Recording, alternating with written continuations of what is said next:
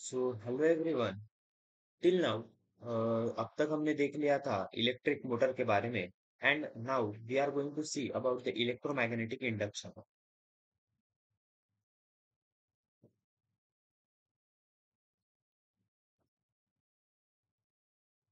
तो चलिए शुरू करते हैं electromagnetic induction. We have seen in the previous section that if we keep an electric current conductor in a magnetic field such that direction of the current flowing through the conductor is perpendicular to the magnetic field, then the force is exerted on the conductor। और जैसा कि हमने पिछले time देखा था कि यहाँ पर हमने एक स्ट्रेट करंट कैरिंग कंडक्टर लिया था और उसे मैग्नेटिक फील्ड में एक हॉर्सशू मैग्नेट है उसके बीच में वापर रखा था। एंड एज द करंट उसके उसमें से जब करंट फ्लो हो रहा था तो forces acting on that conductor, और वो हम देख सकते थे यहाँ पर कि डायरेक्शन वहां पर चेंज हो रही थी। So that we have seen.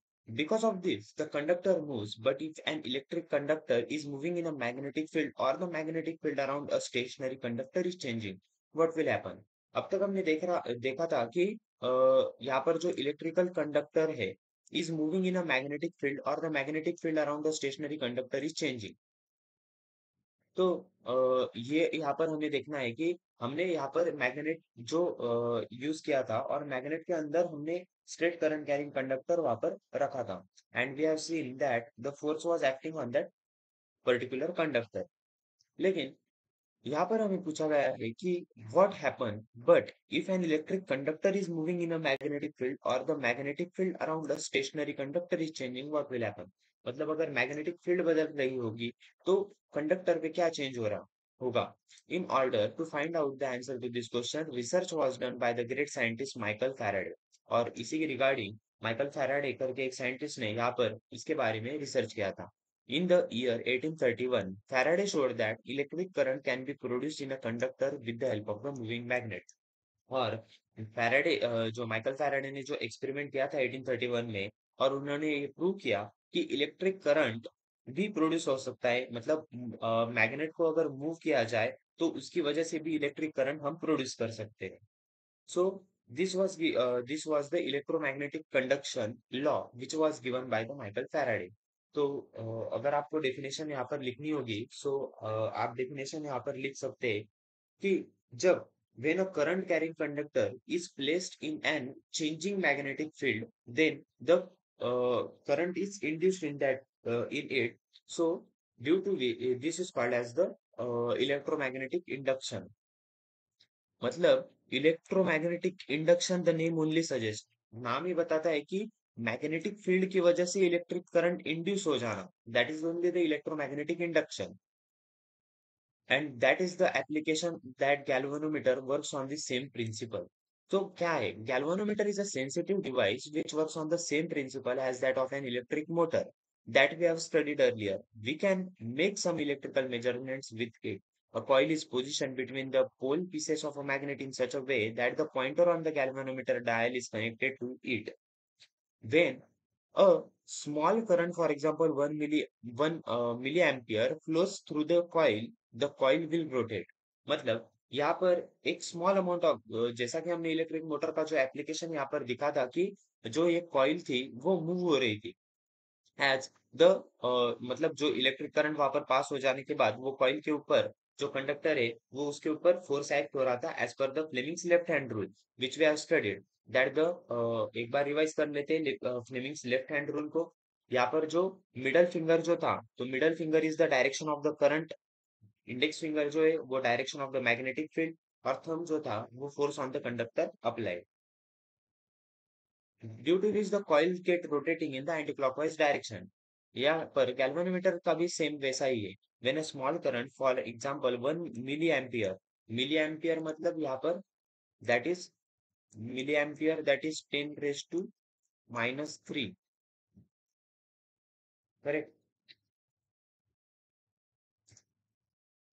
Sorry, 10 raised to 3, that is 10 raised to minus 3 milli। So 1 milliampere, when small amount of the current flows through the coil will rotate, the rotation will be proportional to the current। मतलब जो coil है उसके rotation वो proportional होगे current पे। Means the rotation of the coil will be proportional to the current flowing through that particular coil. This is the inference which we can draw from this. The rotation will be proportional to the current. Voltmeter and ammeter also works on the same principle. और जो voltmeter और ammeter है, that also works on the same principle as we have seen here. In galvanometer, the pointer deflects on the both the sides of the zero mark depending on the direction of the current. मतलब यहाँ पर जैसा कि हम सोच सकते हैं कि यहाँ पर दिखाई पड़ रहा है कि यहाँ पर जो है ये पॉइंटर है, दैट पॉइंटर कैन डिफ्लेक्ट, ये भी डायरेक्शन में डिफ्लेक्ट हो सकता है और ये भी डायरेक्शन में डिफ्लेक्ट हो सकता है. So how we will be deciding that अगर मतलब पॉइंटर इस डायरेक्शन में डिफ्लेक्ट हो रहा है तो that means the current is reverse, मतलब डायरेक्शन जो है करंट की वो रिवर्स हो चुकी है. That means the pointer is deflecting in the opposite direction. और अगर डायरेक्शन जो नॉर्मल होती है कन्वेंशनल डायरेक्शन, अगर वही डायरेक्शन करंट की है, so the pointer will B deflect in the forward direction.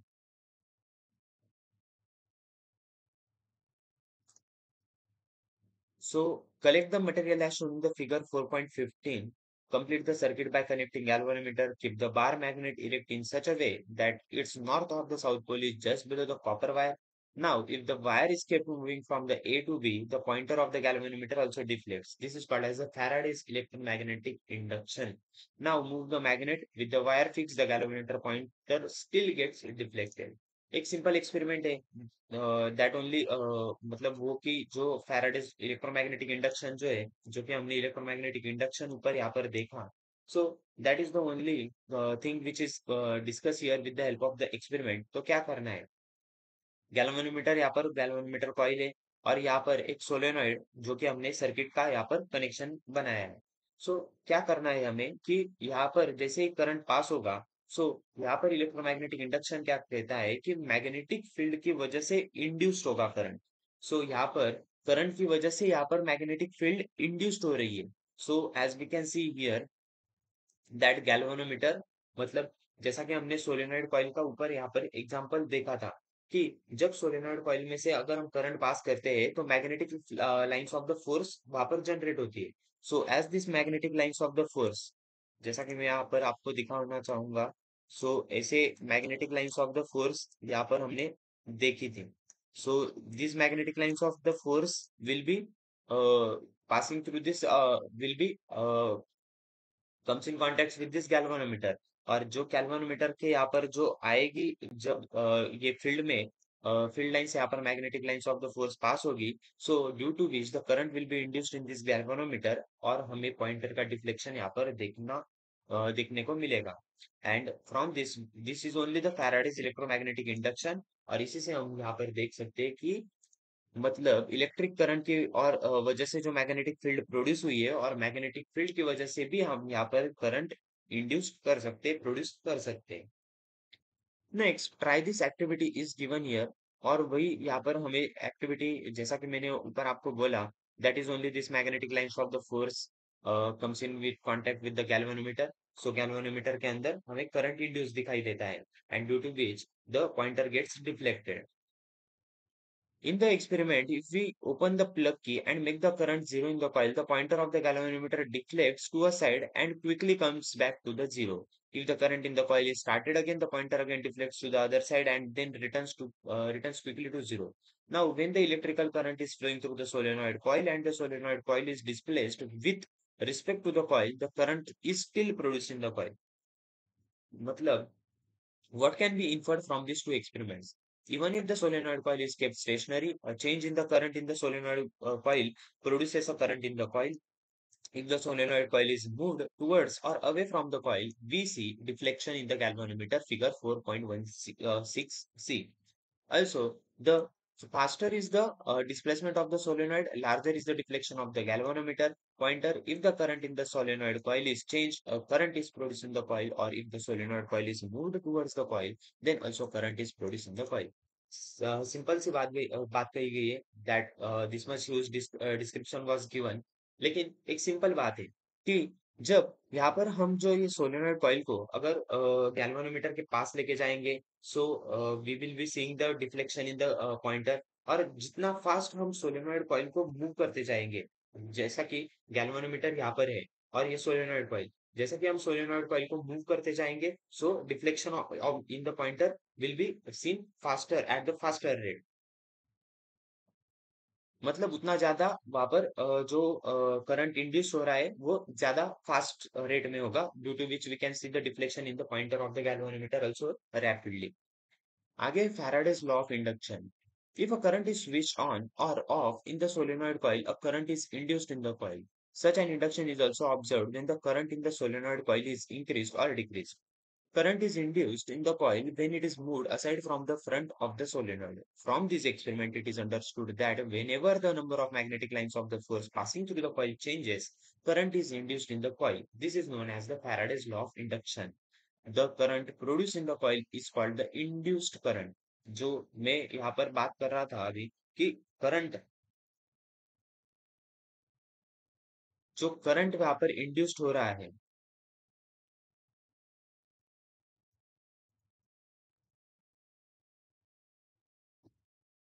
तो मैं यहाँ पर एक कमेंट देख सकता हूँ कि आरव जो कह रहा है यहाँ पर कि समझ नहीं आ रहा है। सो बेसिकली यहाँ पर समझना मतलब कौन सा पार्ट समझ में नहीं आया, क्या आप लाइव चैट में बता सकते हैं? That means how the current is induced और what the Faraday's law of induction.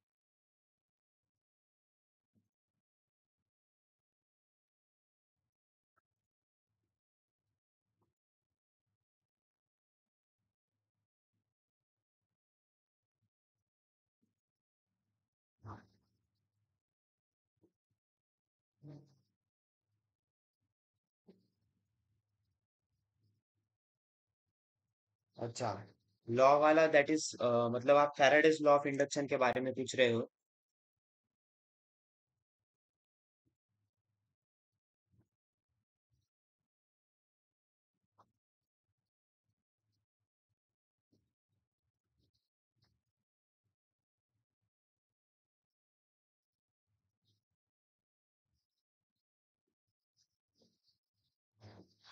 Okay.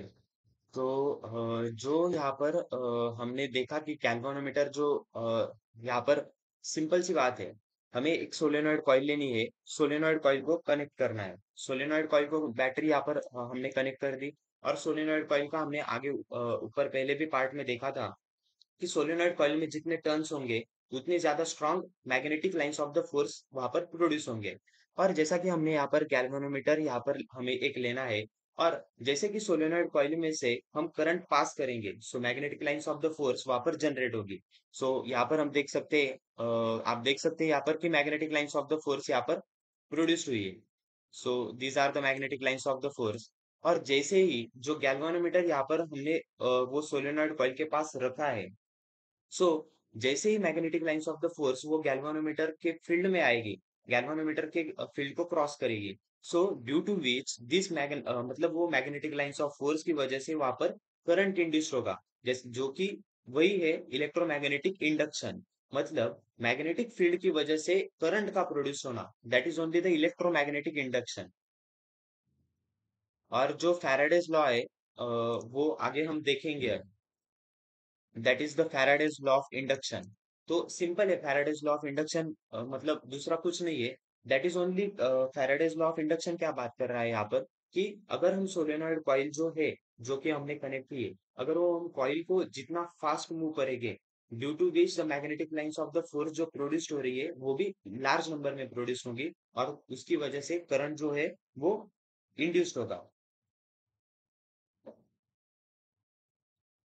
So current induced हो जाने के बाद वो करंट इंड्यूस्ड हुआ है, वो हमें पता कैसे चलेगा? We will be seeing the galvanometer का वहां पर हमें डिफ्लेक्शन दिखेगा पॉइंटर का, due to which we can see that the मतलब जो करंट है वहां पर इंड्यूस्ड हुआ है magnetic lines of the force की वजह से। और वही है Faraday's law of induction.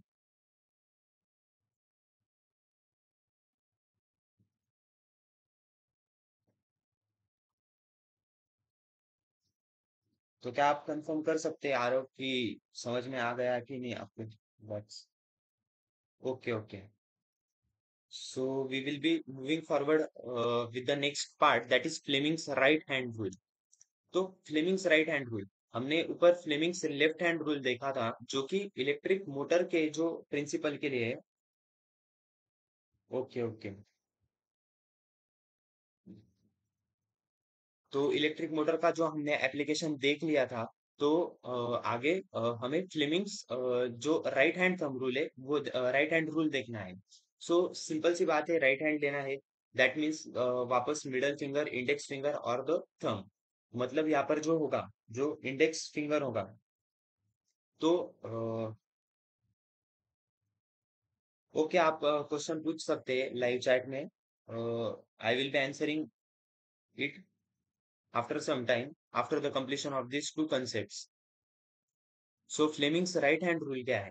Fleming's right hand rule is that कि मतलब जो यहाँ पर फैराडेज लॉ ऑफ हमने इंडक्शन देखा कि इंड्यूस करंट हो रहा था, तो जो मिडल फिंगर है वो direction of the induce current दिखाएगा, जो इंडेक्स फिंगर है that will be showing the magnetic field की डायरेक्शन, और जो थंब है that will be the of the motion of the conductor. So this is again one of the important rule from the exam perspective. Also, we have to keep in mind regarding with this diagram also, it may ask in the exam for the complete the following and also in the brief questions.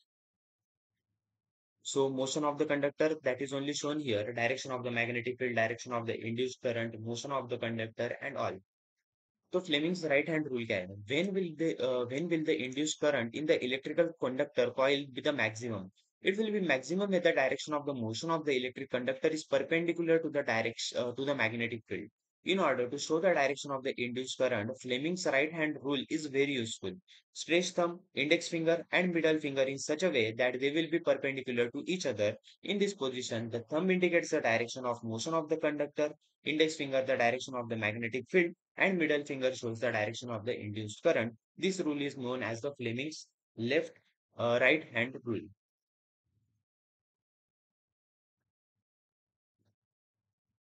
हाँ, आप question पूछ सकते हैं chat chat box में, आप live chat में question comment कीजिए। लेकिन पहले हम ये पार्ट समझ लेते हैं, then I will answer your question. तो पहले ये पार्ट मैं यहाँ पर एक्सप्लेन कर देता हूँ।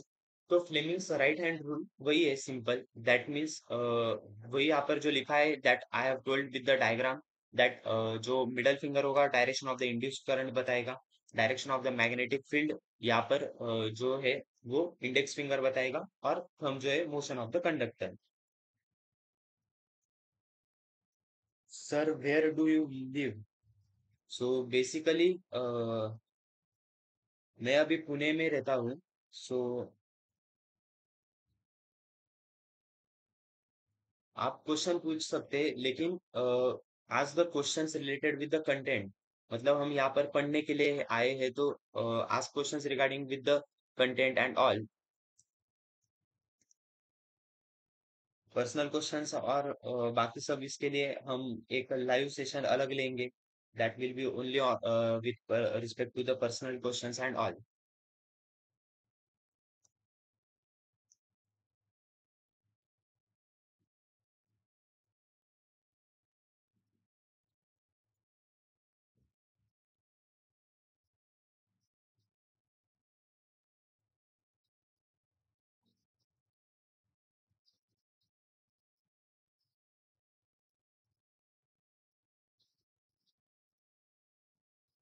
Determine the direction of the magnetic force acting on the conductor.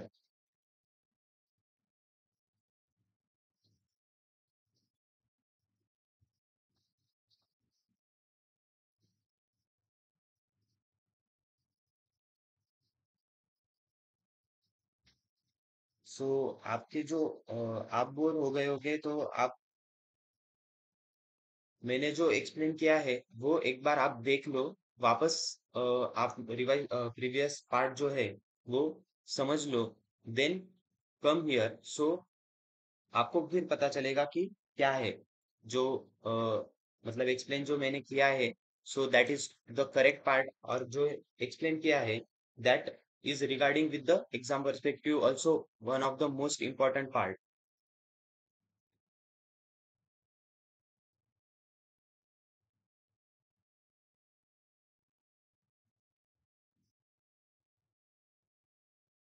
So next part is alternating current AC and the DC current. So far we learned about a non-oscillatory current flowing in one direction in a circuit from the cell to cell. Such a current is called as a direct current as against a current changing in the magnitude and the direction after equal intervals of the time, which is called as the alternating current. So यहाँ पर दो types के current होते हैं, alternating current and direct current. So alternating current is the current मतलब जो कि change होगा पर्टिकुलर इंटरवल के बाद. सो डायरेक्ट करंट हम देख सकते हैं कि एक तो इंक्रीज हो रहा होगा तो इंक्रीज ही होता चला जाएगा. अगर स्टेबल होगा तो स्टेबल ही रहेगा, रिड्यूस हो रहा है तो रिड्यूस ही होता चलेगा चला जाएगा. लेकिन एसी करंट वैसा नहीं होता. As we can see here the AC current is in the sinusoidal manner. तो साइनोसुडल मैनर क्या होता है? सो बेसिकली साइनोसॉइडल वेव्स जो कि हम देख सकते हैं कि जो साइन का ग्राफ होता है, sinusoidal that is basically representing the sine that is sine sine wave graph. अगर हम साइन जो फंक्शन होता है तो साइन फंक्शन को अगर हम डिनोट करें, सो साइन जो फंक्शन होता है as we know that sine जो होता है दैट इज 0 to 180 और इसके बाद इंटरवल चेंज होता है. तो 0 to 180 वो fluctuation we can see here that कभी बढ़ता जाएगा कभी कम होगा, decreasing increasing as we can see here. It is not the stable as of the जो डायरेक्ट करंट होता है वैसा. So the direct current can increase, can stable, and can reduce also, but it is not oscillatory. Oscillatory as this is the oscillatory motions which we can see here.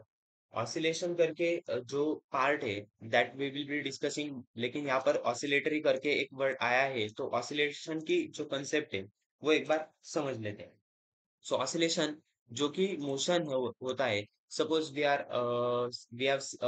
are taking one example of the clock having the pendulum. सो अगर यहाँ पर जो metallic bob होता है, so if we take this metallic bob and we are applying force और हम यहाँ पर एक पोजीशन ए पर यहाँ पर लेकर चले जाते हैं इस मेटेलिक बॉब को.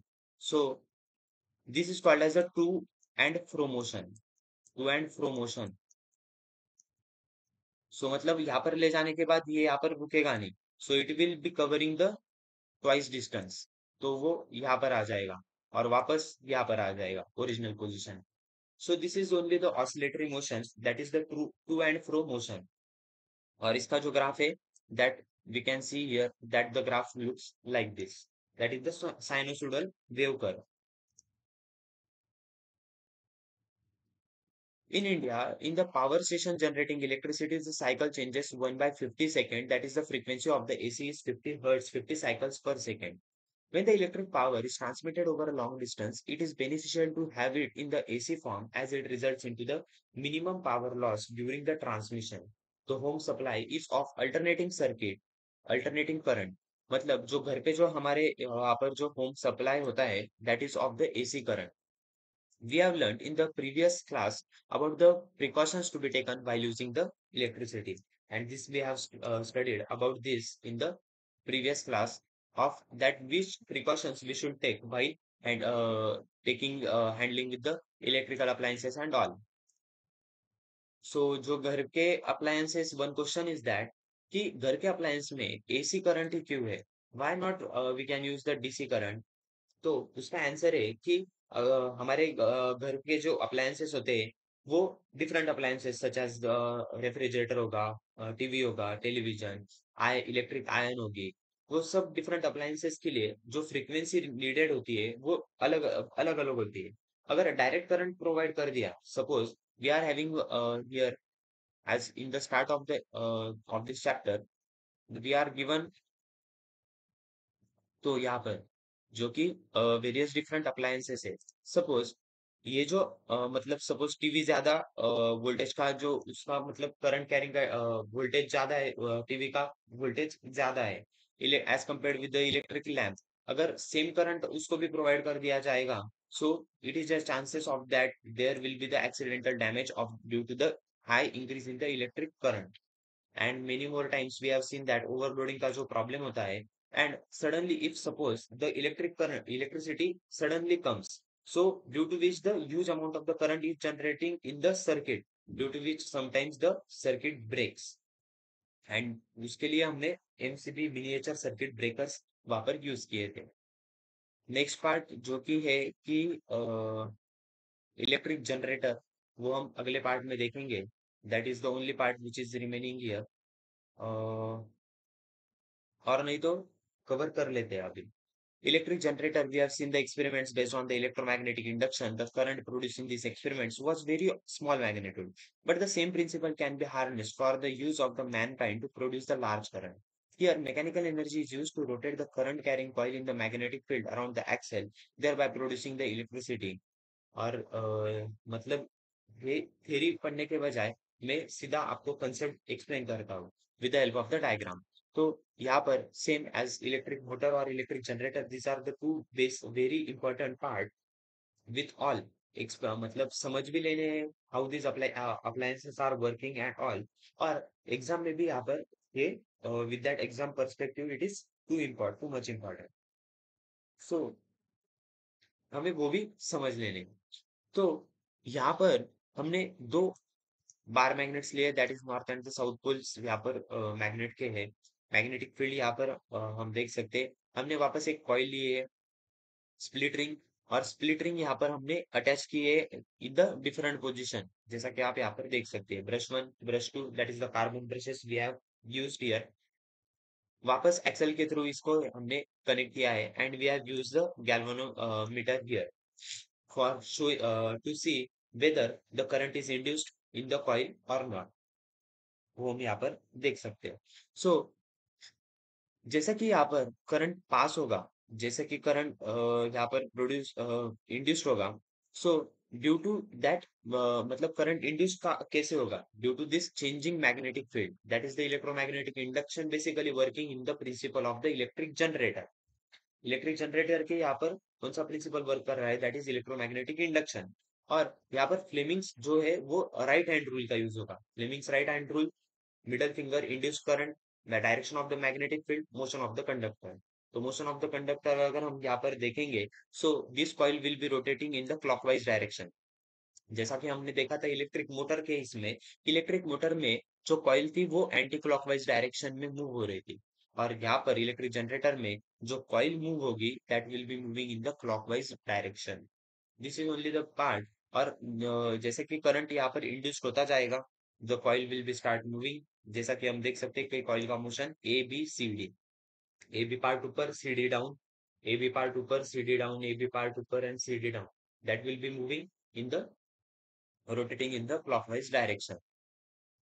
This is the part.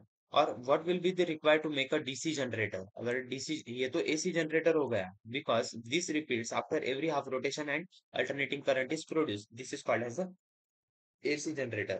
तो DC generator कैसे बना सकते हैं? The DC does not change the direction in the external circuit. To achieve this, a split ring is fixed on the axle like a split ring used in the electric motor. Because of this arrangement, the branch of the coil going upwards is always in the contact with one brush, and branch going downward is always in contact with the other brush. Hence, the current flows in one direction in the external circuit. This is why this generator is called as the DC generator. और इसी की वजह से इसे DC generator हम यहाँ पर कह सकते हैं। सो बेसिकली एसी जनरेटर जो कि हमने स्प्लिट रिंग है वो टू हाफ में यूज की है। अगर डीसी जनरेटर बनाना होगा तो डीसी जनरेटर में हम स्प्लिट रिंग को फिक्स कर सकते हैं as we have fixed it in the electric motor. So now if you are having any doubt related with this chapter 4, that is effects of electric current, then you can ask in the live chat। तो हम पाँच पाँच एक minute आपके questions जो होंगे वो आप लाइव चैट में पूछ सकते हैं। So we will be answering that questions.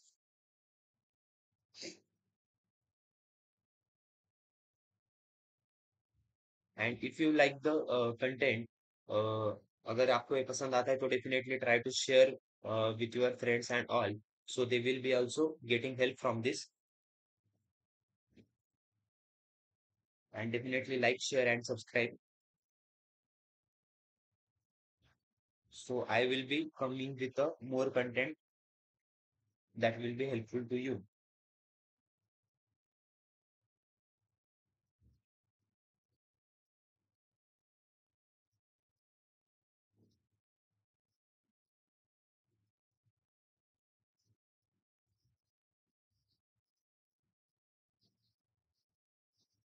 So if you are having any doubt, अगर आपके कुछ डाउट्स भी होंगे तो आप कमेंट कर सकते हैं। So we will be stop here, और आगे आगे अगले पार्ट में हम चैप्टर 5 दैट इज हीट, तो हीट चैप्टर को हम शुरुआत करेंगे।